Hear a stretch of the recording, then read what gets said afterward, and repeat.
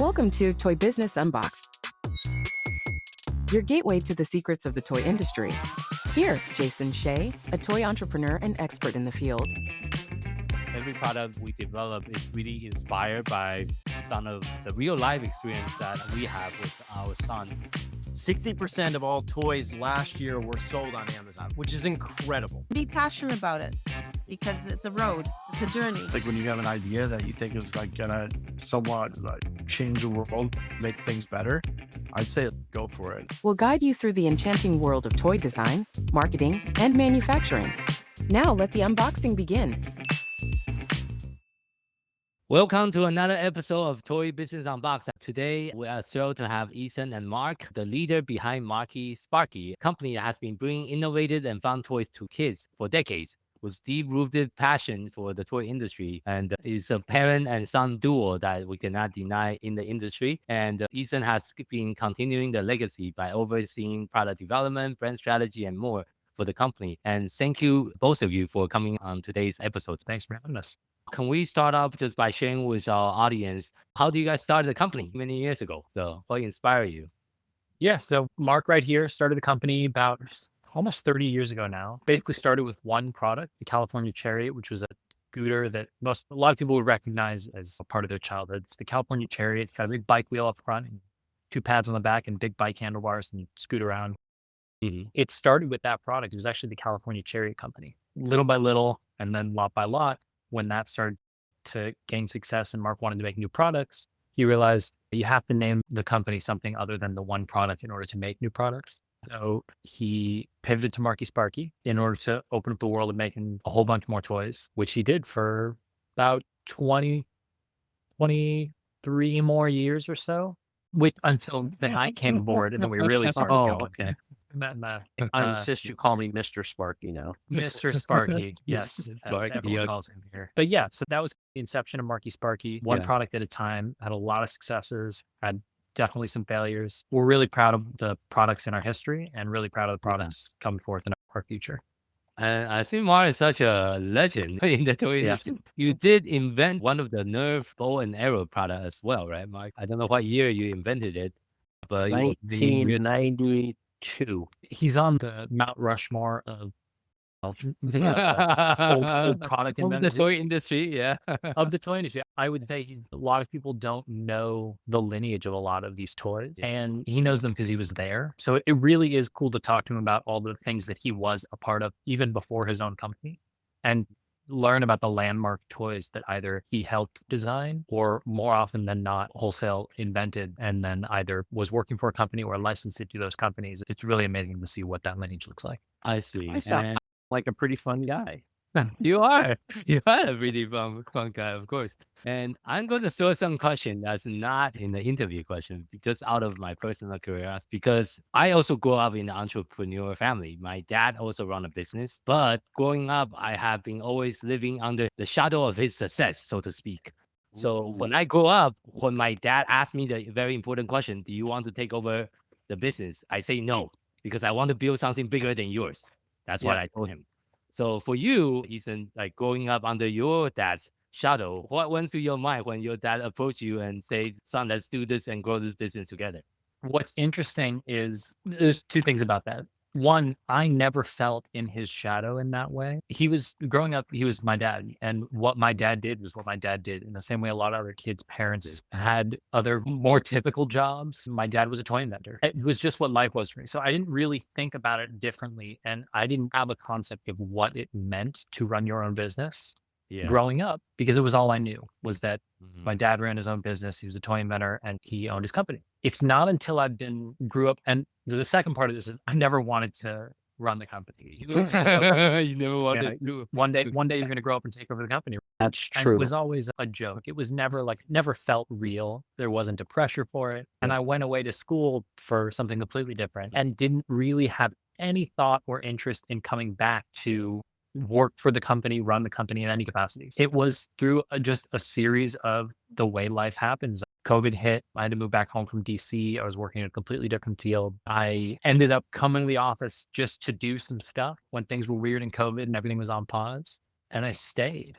And eventually it turned into a more serious role and then a more serious role. And there wasn't really a time for a while there that Mark said, I want you to do this. I want you to run the company. I want you to stay. It was really, he let me find my way into it, which is why I think I care about it as much as I do. I see. Thank you for sharing. For my experience, because my dad started a company when I was born, and he was able to grow the business from just him and my mom, 2 people, to 100 people company over the years. So it was very intimidating for me growing up because everyone will call me like the boss son or something like that when I go visit the company. So it was a lot of pressure. Even if when we have that conversation, okay, if I do take over the company, all the people that will be calling me or reporting to me, they have saw me growing up. Pretty much they are my uncle and aunts almost. It's very awkward to manage people It that is. see you growing up. And I have had to navigate some of that because, especially for a while, we have a small team, but it for so many years has been comprised of people that were employees for a very long time. And so they did see me growing up. They'd see me in high school, in middle school, coming back from college. Yeah. To then transition to working for the company was a challenge. I knew very early on that was very important, was how I presented myself and was perceived. I am the boss's kid. There's no getting around it. I made the decision very early on to call him Mark and not Dad. No one else calls him Dad, so that would be weird. And then strive while I was an employee and not in the position I am now, abide by the same rules as everyone else and work on the same terms. He's, a he's process. forgetting the main point, which is he's incredibly good at what he does. Mhm. He's just got an innate ability to look at product, look at the whole scope of things. So it's not just, you don't just roll into the plate. I he wish was- my he was dad could lousy. say that about me more. If he was lousy when he did, I would have fired him a long time ago. He's really good. Okay. Thank you for saying that. That really means a lot, I think. I was talking to your dad too, and he said you were great. He gave me a call before the show, put a plug in for him. Yeah, I definitely have some childhood trauma. I'm still trying to go through it. I need to hire a therapist about it. Ethan, don't you dare. So back to the toy industry, I guess the question I also want to ask is, you mentioned where you start working during COVID and you decided to stay. What is so attracted to you within the toy industry that make you feel like this is what I want to do for my career? So many things. And I don't think at the time I was thinking about career is what I want to do forever. When I started, I think my first official title was HR, which is funny in a company of what at the time was 10. HR is not a full-time job in a company at 10. My first real job was project manager. It was overseeing our designers and guiding the product through the pipeline from through design, through manufacturing, landing, and selling. And that I learned so much in that process, both through Mark, our partners in manufacturing overseas, and then from our designers. So we have and had some world-class designers that taught me a lot about both design and manufacturing, and I continue to learn from them. This idea of imagining something that is fun and making it something new that wasn't there before, not just a better version of something, but something that without which a form of play couldn't exist. It's thrilling. And that's what we strive to do every day. I see. So nowadays, Mark, are you still the one who's coming up with design, or who is the one that is in charge of coming up with design nowadays? That's a great question. I have a flotilla of stuff I've done over the years that's all around us, and I keep digging back into that stuff. But it's a group effort. Ethan just came up with this new thing. Can I announce it? Does it matter? That's fun. He invented this new javelin, which it's a brand new item, and it's a phenomenal product. It's one of those things where you go, wow, this is really an invention. And guess what? Ethan did that. So that's just really cool. Although it was a group effort, a lot of people helped and add little things. He was the general. He was the champion of this javelin, which I've been in the toy business a long time, and there is nothing like it out there. Has never been anything like it out there. It's interesting when we talk about who invented this, who made this. It is a really hard question to answer, especially in a company like ours. The story of how the javelin came into play is a perfect example of this. It goes back a long time. For a long time, I've been throwing our arrows, the arrows that we've been making for so long. I've been throwing them by hand very far. And it was always something that I did for fun. It takes someone doing that to get to the javelin, but it also takes someone else going, that's of note. It takes someone else designing it making the details. The whole team comes together to make it reality. Saying one person invented it it's just does a disservice to the team, I think. Honestly, how big is the 'Cause team currently? currently we're at, I think our team is, This big. I believe we have a team of 8 right now. Got it. Yeah. Yeah, that's a decent size. And you do all the design in US and you work with manufacturing company in China, correct? Yeah, we have really close manufacturing partners in China that we trust implicitly. So were you able to learn some Chinese over the years so we can do the interview in Chinese now? Yes. Oh yeah, I know basic numbers. There was a time I was doing so good. Yeah, no, our Mandarin it is not good. We are blessed to have manufacturing partners whose English is very good and better than our Mandarin would ever hope to be. I see. And Yeah. I think I want to continue on with the current landscape of the industry. I think it's getting more and more competitive nowadays. Of course, obviously, compared to when Mark started, there's just a lot more company, Yeah. a lot more product, a lot more demand, and it's That's- harder to get people's attention too. That's a hard concept. When I was starting, I was licensing. The licensing landscape was a lot different then. There was a couple of major toy companies. You Mhm. took your stuff directly to them. It's not hard if you go in the right places. It's Yeah. not more competitive if you go in the right. In fact, it's less competitive because it's Think hard so? to do it. It's hard to Oh, it's do hard it. to So do it. not Oh, many people can do sure. it. If you're starting in your garage or with the advent of Starter and Indiegogo and all these Yeah. crowdsourcing places, it's real easy to introduce a product. Much harder to sustain a business. That's the hardest part. I look at it a little differently in terms of you're talking about competition. I Yeah. do think it is more competitive nowadays, but I think that seeing where that competition is it's a very different competition than there was 20 years ago. We right now, when we make toys, we try and sell toys, we're competing with not only other toys from American manufacturers, from European manufacturers, we're competing with manufacturers in China selling direct from factory on Yes. Amazon, Yes. on other marketplaces. Yeah. It's incredibly difficult to compete price wise. It's a globalized economy in a way that like it was really hard to get direct from factory. They didn't have the reach before this new age of globalization to get products here in an economical way. Amazon and Temu and Being AliExpress powerful. have made this possible. Yeah. The other thing is we're not only competing with other products, we're competing with social media for Yeah. attention, for time. We're competing with video games, which are cooler than they've ever been. I love video games and where they have come now, how accessible they are for kids. We, in a very real sense, our toys compete with video games and our toys compete with social media. And saying this javelin is more fun than TikTok to a kid, a compelling case. Or you need to force them to go outside instead of staying on the iPad all day, right?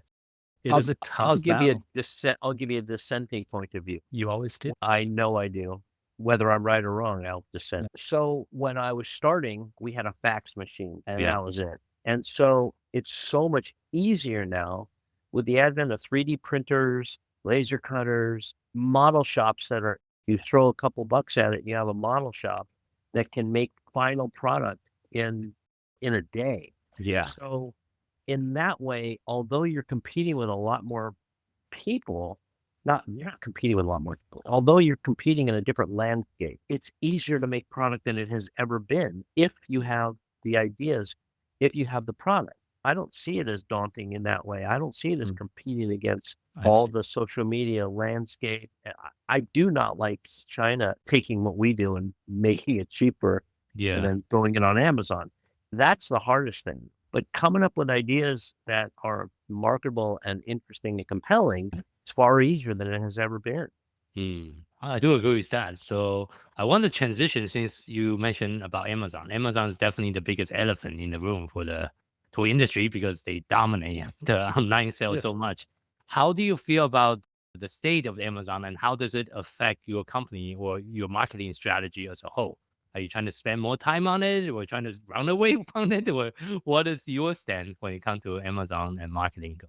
This is a topic that comes up often. It's a really difficult question because we've done a lot of business with Amazon for many years. And for a while, it was a very large source of revenue. It has eroded considerably from 2 directions, basically. I guess 3 directions. The cost of selling on Amazon because of shipping and fees has gone through the roof. Additionally, the cost of advertising on Amazon, which is absolutely necessary if you want to compete on pretty much any scale, has gone through the roof. In conjunction with the third reason, which is the direct from factory sellers of similar product, the competitive landscape is unlike anything that we've seen before. If we're selling a product for $30, and that is essentially the price we have to sell it at in order to make any money on Amazon to keep our numbers in line and actually turn a profit, a factory in China can sell it on Amazon for $22, $19.99, $18, $17, and still make a profit while spending 3, 4, 5 times more on advertising for the same keywords we're bidding for. It's And inescapable. it looks just like our product. And it looks just like ours. Does it perform the same? Probably not. We really pride ourselves on function and quality, but you can't tell these things very easily on an Amazon description. The consumer does not know how to discern quality and function. So long term, we've made the decision and seen that largely, no matter how much we sell on Amazon, it's very difficult to turn a profit because of all of these factors. And so we are pivoting. We're not going to stop selling altogether on Amazon, but we've realized it's not a growth market for us. And so new products that we come out with are not geared for that market. The other thing is we got really tired of how our product design pipeline was constrained by Amazon. The way that Amazon structures its shipping prices is very restrictive. It has to fit within what we call the magic Amazon box. If it doesn't fit in this 14, 16, 8, something like that. No, it's 18, 14, 8. You're, yeah, it's close. If it doesn't fit within these dimensions, and we're talking by a millimeter, and these are scanned by lasers and robots, And you have different sizing tier, then you increase your fulfillment price. you instantly get charged another $4 or $5. And so we would find ourselves in discussions of product design going, we can't make the product we want how we want to make it because it has to fit in this box. How do we break it down to fit in this box? How do we make this shorter, make it 2 pieces? And we'd end up with a worse product. That we were doing all these things to design product in a way that, according to Amazon specifications, it was a sad thing to include in discussions very seriously in product design. We're making efforts to knock that to the side and not make Amazon a core market. Yeah, I think I do agree with that. But for outside Amazon, I think I did a whole webinar about it. The 5 pillar we should be focusing on as a toy and game entrepreneur. That's like the content, which I think your product will make some amazing content because it's about outdoors, about kids playing outside. And there's also, of course, you mentioned about social media marketing. It's like the second pillar. Then you also want to really start doing more paid advertising outside Amazon, which is a whole different ballgame, by the way. When you're doing Google ads, YouTube ads, and Facebook ads, and Instagram ads, it's very different than Amazon ads. But besides that, I think building your own list, both in the email format or even SMS format, like phone numbers, those is like the way to be successful as a toy brand going forward. And that's something I have been also focusing on with our own in-house brand. Currently for our list, it's a small list, about 20,000 parents, but it's a good place to start because another main problem with Amazon you didn't mention, I want to mention to our audience, is when you sell on Amazon, you lose control over your customer data because Amazon doesn't share any of that. You don't even know if it's a dog that bought your product. It could be a dog that just click a button and bought it. You don't know. It could be anyone. There's a tremendous loss of control there. A while back, Amazon took away the ability to respond to reviews. A lot of people don't know this thing, that sellers can no longer respond to Amazon reviews. Yes, that's correct. Which is really unfortunate when people say, I got your product, it's garbage, it falls apart. Here's a picture of it. And you're looking at it going, that's not even in the same category as the product you think you bought. Like, it's Amazon shipped them the wrong product. Could have been returned, could have been whatever within their system. And we get bashed for it. Our rating takes a hit. The reviews are bad. They'll return it for a refund. We get charged. And it was never anything we had control over. These are problems that there's no control over as a seller on Amazon. There is a caveat to all this. China's never going to let you make too much. There's because of all the new software and all the APIs that Amazon gives out to the software companies, they can scrape the data. And so here you are sitting in China with your factory, or Taiwan or wherever overseas. I don't begrudge them $1, but if they can see how many of something you're selling, they're going to go, oh, I can make that for $2 and you're making it for $5.50. This is the problem. So it doesn't pay to innovate. And what's happening is Amazon is turning into a commodity place. There's no innovation there. All the people that have innovated are pulling off Amazon and selling through their own websites and stores. Secondly, if you're a small business just starting to sell on Amazon and you talking about just the toy business, Yeah. w- we have never gone on Amazon at a lower price than our store. We've always kept the price point. A $30 item's a $30 item, whether you buy it in the store or on Amazon. As you start to cut those prices, the stores are going to go, hey, why should I sell you product Yeah. They'll be if it's angry on too. Amazon? So with those two things, it's really becoming a very hard place to do business. It's just super hard place to do business. There's so many Yeah. things wrong with it where 10 years ago, there was a lot of things right with it. I do want to add an addendum and a caveat to that. I Mhm. think there is this sense that a lot of people feel that factories in China just do this. They just see what's good, they copy it, and they sell it on American marketplaces. This is not the norm in China. This is not all factories. Some factories have this business model of looking on Amazon, seeing what sells well, making it for cheaper, and selling it. We are very proud of the factories that we work with and the partners that we have, and want to make clear that this is not a judgment against China or against Correct. the factories we work with. They are proud of the fact that they make innovative products that are not copies of other people's. This is something they feel strongly. And so we just want to make sure that people don't get the sense that this is a global problem. Yeah. So there's always some rotten apple in the group that kind of ruin it for everyone. It's not rotten apple. It's a Yeah. business. It's a business concept. It's really Yeah. not. If they just do it because that's what they do. That's their business model. Yeah. They see something good. They go, we can make that. And then they make it. And so again, I don't begrudge them.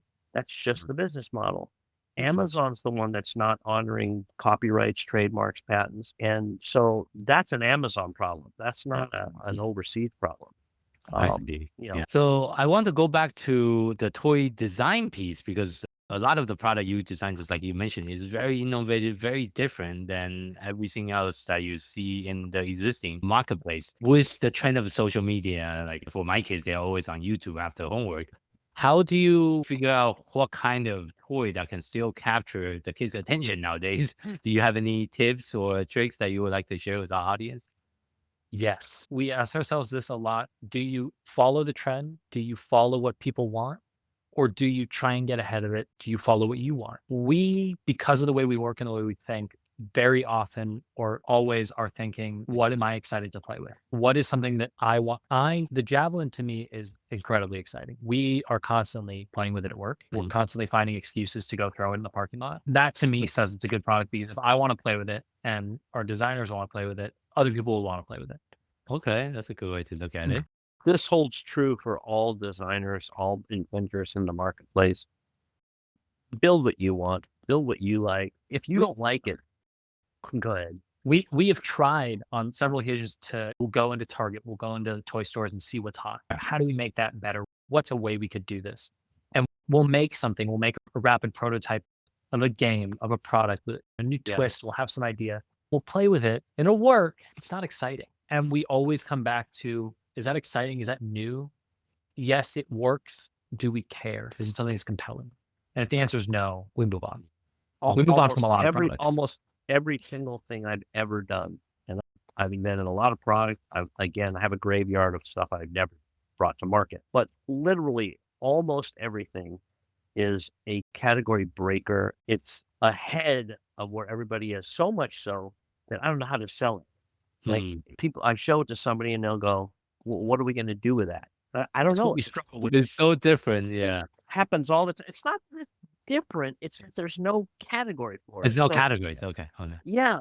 Yeah. So you look at it and you go, this is really fun to play with, but nobody wants it because it's not a toy. It's not a sporting good. It's not a this. It's not a that. But it's still really compelling. The fact that we like it or I like it is why I work on it. There's a great example of this. We make a ring toss game called Flippin' Rings. Flippin' Rings is it's just such a fun ring toss game. But people look at it and they'll see the box, they'll see the packaging or the product, or even someone playing it, and they go, that's a ring toss game. And you're like, yeah, but it's not really. It's not like what you're thinking of. You go, oh, it's like Plinko, because it looks a little like Plinko. It's not Plinko. And to put something like this in a category without other things would be to miss the message. It's a product. It still defies our ability to really describe it. That's Flippin' that's Rings. And we try and describe this product and just come up empty and end up saying, just play it. You'll enjoy it. And without fail, people love it when they play. It's really difficult to describe because there's not really a precedent for it. Yeah, It's it something- look very different. It's almost like a carnival game. It's got a carnival theme to it. I'd like to add on to that product ideation and design thing we were talking about with something that Mark always tells me when we're making something. We have a lot of ideas. We come up with a lot of kind of first drafts of things. We get really excited about them in the day. We'll make a sloppy, rapid prototype and play with it. It's really exciting and cool. Mark will always say, awesome, great. Come back to it tomorrow, sleep on it. If you still feel excited about it, then we'll Come do back another to day it the of next that. day. Come back to it next. And if you still feel excited about it on that third day, then give it another day. The point at which it becomes not exciting, you stop making the product because it's a lot of things are point. exciting to begin with. The thing that you want to make, the thing that is a good product, is something that doesn't stop being exciting. It has long-standing play value. Something that's flash in the pan fun once and then you get over, for us, is not worth making. We don't do novelty stuff like that. But that flipping rings game is really fun. It started out life. I really wanted to make a rings game a long time ago. And so I looked at the old Scottish games, the ring toss games. They're really bar games, and they started out as cup hooks. And the rings were, I think, gaskets for the kegs. And so they used to play this in the bars. It was called rings or ringers. And so I really liked the game. Anyway, I made my own and I brought it to market. It sucked. It was just terrible. The rings fell off 60% of the time. You'd throw them and they wouldn't hook. And we'd go to trade shows, and I hated picking the rings up off the ground. At a trade show, it's just not fun to do that all day long. I tasked the group to come up with a ring toss game where the rings never hit the ground. And so that was, I didn't want those rings to hit the ground, so I didn't have to pick them up. We had this one guy, Jacob. Jacob was awesome. Yeah. And he came up with this one little mechanism. He didn't even know he did it. It was just this really cool thing. You think he knew he Of course he knew he did it. The thing was, he had come up with this like Rube Goldberg ring thing where there were so many features of it. They were really cool, but it was that one that you went, that piece is the magic. It was the ring that flipped was so cool, and it didn't hit the ground. And so, bam, flipping rings. It was just so fun. And now it's just, if you see it, you can't stop playing it because it's so simple and so fast and so compelling. I just wish I could win, which I cannot.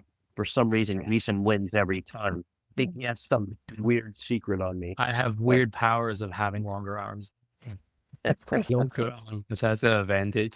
The adages go where they're not. That's the adage. When you're inventing toys, especially toys, go where they're not. If all the competition is going that way, go that way. Find someplace where it's an underserved category, someplace that don't put this out on the internet because we don't want anybody to know our secret. This is between you and me. Just go where they're not. It's too hard to compete with all the big companies all making X product. Well, you got to go someplace else. Yeah, I agree. Thank you for sharing that. So the final question as well, winding down today's interview, the last question I always ask the guests is, if you had to share just one piece of advice with someone that's getting started in the toy industry, what would that be? Each of you can take turn and answer that. I want the last say, so you go first. That's a really tough one. I think I'll zero in on design and production. Don't spend money on things you don't have to. Development is very expensive. It can be very expensive. There's a lot of companies that will offer services. They'll design your product for you. They'll design packaging for you. They'll help you with tooling files. They'll help you with this. They'll help you with that. They'll help you with graphic design. These things are very expensive and not wholly necessary. It is my belief that if a product needs to stand on its own, if the product stands on its own, the other things will follow. Make something so cool that people have to have it. Doesn't rely on graphics. My other piece of advice is that making things is not a black box. The manufacturing of items in this world is actually very attainable. It's never been more attainable than it is now. I'll share the story that Mark shared with me several years ago. Started working with a new partner in China, and he's been just amazing. And he's gone because he's embarrassed about the story. That's fine. We started working with an incredible partner in China. We had gotten to the point where we were going to make a product with him, and we had to send the deposit, which I don't know, $20,000, something like that, for tooling. And I was driving somewhere and I called Mark and I said, how do we trust. How do we know? How do we verify? Because it's not like it goes in an escrow account and, they get it when you get the tool.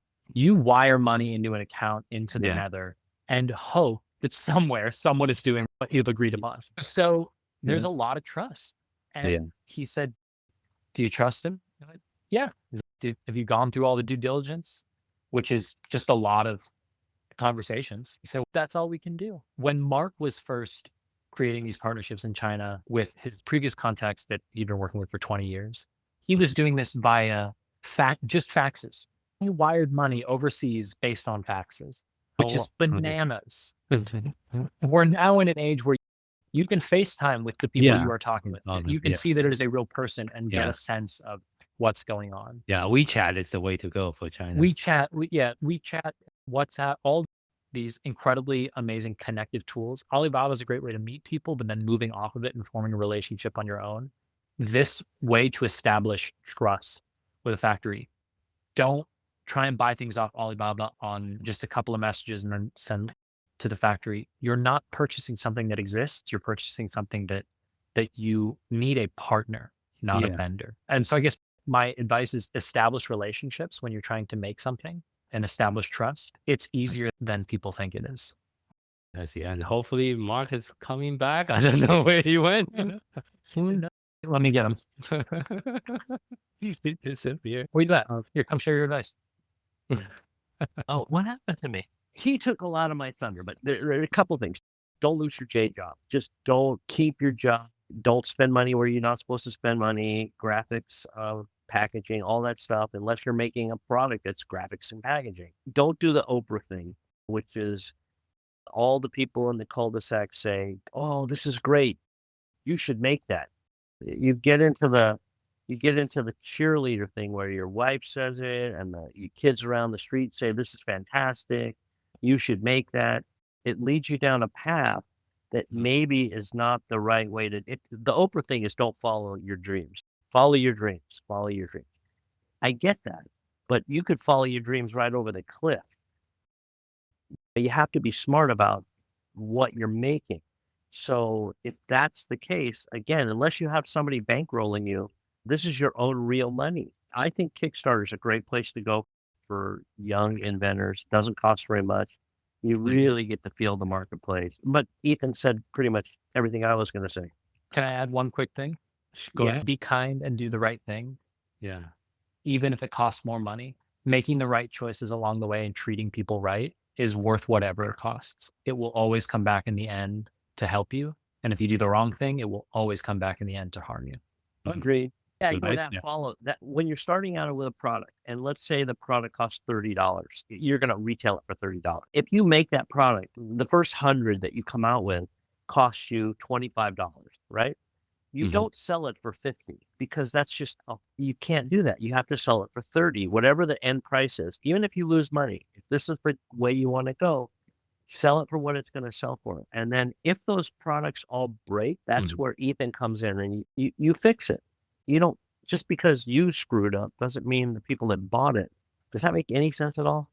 Or did I just, whatever? Yeah, it makes sense. Do the right thing. Yeah. Fix what you break. Okay. Where can people find your company online? We're at MarkySparkyToys.com. We have Instagram, we have Facebook, we have, I think, TikTok somewhere. We're going to be online with a brand new brand, brand new company, The Bad Rap, thebadrap.com.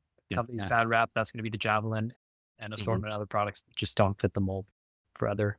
Thank you again for the audience for tuning in for today's episode of the Toy Business Unboxed podcast. We hope you have enjoyed the conversation and find it insightful and inspiring. If you like what you have heard, be sure to subscribe to our podcast on your favorite platform so you never miss an episode. We really appreciate your support and would love it if you leave us a review and share the podcast with your friend and colleague. For more resources, tips, and the latest update in the toy industry, visit our website at toy-launch.com. Join the conversation and connect with us on social media using hashtag ToyBusinessUnboxed. We'd love to hear your feedback and suggestions for the future episode. Until next time, keep innovating, keep creating, keep bringing joys to toys. This is Jason Shea signing off on the Toy Business Unboxed podcast. See you in the next episode